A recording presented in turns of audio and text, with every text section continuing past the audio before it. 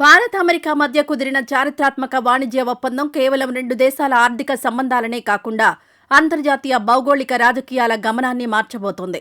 2026 ఫిబ్రవరి 2న America అధ్యక్షుడు Trump, ప్రధాని మోదీ మధ్య జరిగిన ఈ ఒప్పందం ద్వారా భారతీయ ఎగుమతులపై సుంకాలను అమెరికా ఏకంగా 50% నుండి 18% తగ్గించింది. ఇది ప్రపంచ మార్కెట్లో భారత్కు లభించిన అతిపెద్ద వ్యూహాత్మక చెప్పుకోవాలి.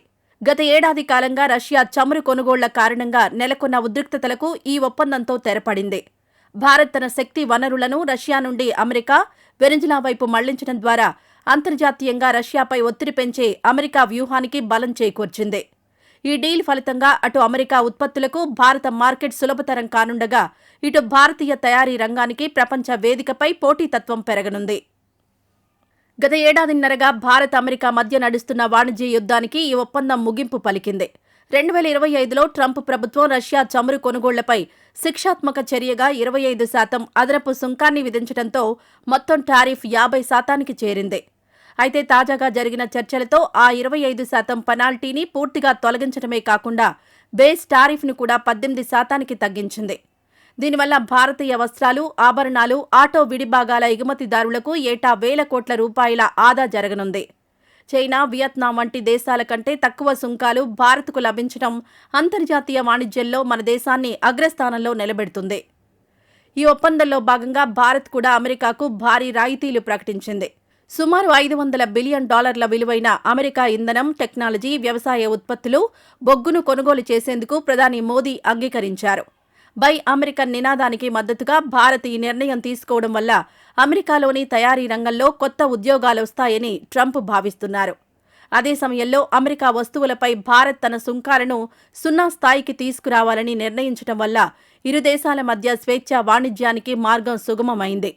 ఇది భారత్లోకి అమెరికన్ టెక్నాలజీ పెట్టుబడులను మరింత ఆకర్షిస్తోంది.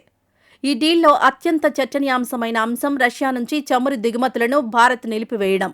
ఉక్రెయిన్ యుద్ధ పరిష్కారంలో భాగంగా రష్యా ఆర్థిక మూలాలను దెబ్బతీయాలన్న అమెరికా కోరికను భారత్ మన్నించింది. రోజుకు సుమారు 1.7 మిలియన్ బారెల్స్ రష్యా చమురును కొనుగోలు చేస్తున్న భారత్ ఇప్పుడు ఆ కోటాను అమెరికా మరియు వెనిజులా వైపు మళ్లించనుంది. ఇది గ్లోబల్ ఆయిల్ మార్కెట్లో భారీ మార్పులకు దారితీస్తుంది. WTI క్రూడ్ ధరలు ఈ ప్రకటనతో 4.05% పడిపోయాయి. భారత్ తీసుకున్న ఈ నిర్ణయం రష్యా, ఉక్రెయిన్ యుద్ధ ముగింపునకు నాంది పలుకుతుందని ట్రంప్ ఆశాభావం వ్యక్తం చేశారు. ఈ ఒప్పందం తర్వాత ఆసియా ఖండంలోని ఇతర ఎగుమతి దేశాల కంటే భారత్ ఎంతో మెరుగైన స్థితికి చేరుకుంది. వియత్నాం, బంగ్లాదేశ్, ఇండోనేషియా వంటి దేశాల కంటే తక్కువగా 18% సుంకం భారత్కు లభించడం వల్ల మేడ్ ఇన్ ఇండియా ఉత్పత్తులు అమెరికాలో చౌకగా లభిస్తాయి. ఇది విదేశీ ప్రత్యక్ష పెట్టుబడులను చైనా నుండి భారత్ వైపు మళ్లించేలా చేస్తుంది.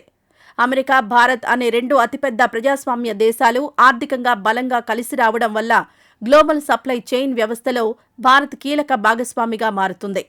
ఇది వికసిత భారత్ 2047 లక్ష్యానికి ఒక గట్టి పునాదిగా చెప్పుకోవచ్చు. ఈ వాణిజ్య ఒప్పందం ఆంధ్రప్రదేశ్, తెలంగాణ రాష్ట్రాలకు గేమ్ చేంజర్ కానుంది. ముఖ్యంగా ఆంధ్రప్రదేశ్లోని ఆక్వా, ఫార్మా రంగాలు అమెరికా ఎగుమతులపైనే ఆధారపడి ఉన్నాయి. సుంకాల తగ్గింపు వల్ల విశాఖపట్నం ఫార్మా కంపెనీలకు, కోస్తా తీరంలోని ఆక్వా ఎగుమతిదారులకు లాభాల పంట పండనుంది. అలాగే శ్రీ సిటీలోని ఎలక్ట్రానిక్స్ తయారీ సంస్థలకు అమెరికా మార్కెట్ ఇప్పుడు మరింత లాభదాయకంగా మారుతుంది. డాలర్తో పోలిస్తే రూపాయి బలపడ్డం వల్ల దిగుమతి ఖర్చులు తగ్గి స్థానిక పరిశ్రమలకు ఊతం లభిస్తుంది. ఏపీలో రాబోయే సెమీ కండక్టర్, డేటా సెంటర్ ప్రాజెక్టులకు ఈ ఒప్పందం భారీ పెట్టుబడులను తెచ్చిపెడుతుందనే అంచనాలు నెలకొన్నాయి.